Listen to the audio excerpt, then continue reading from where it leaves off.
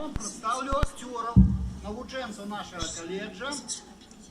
Актеры, сюда выйдите, коли ласка, до деток, до глядачов. Выходим.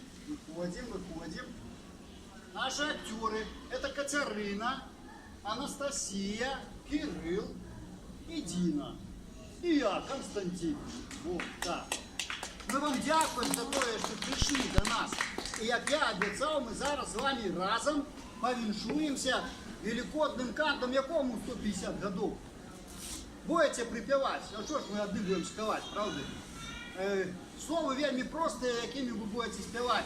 Сонце ясное, яйко красное, Христос воскрес, аллилуйя. Все просто, правда?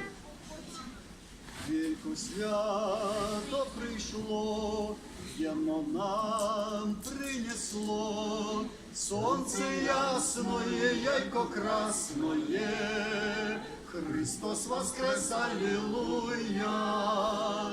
Солнце ясное, яйко красное, Христос воскрес, аллилуйя.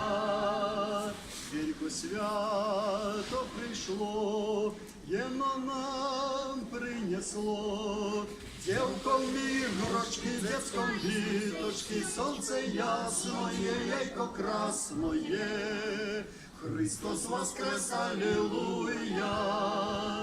Солнце ясное, яйко красное, Христос воскрес, аллилуйя. Велько свято прийшло, єно нам принесло, душам радості, серцю сладості, сонце ясное, яйко красное, Христос воскрес, аллилуйя. Солнце ясное, яйко красное, Христос воскрес, аллилуйя. Христос воскрес, аллилуйя. Христос воскрес, аллилуйя.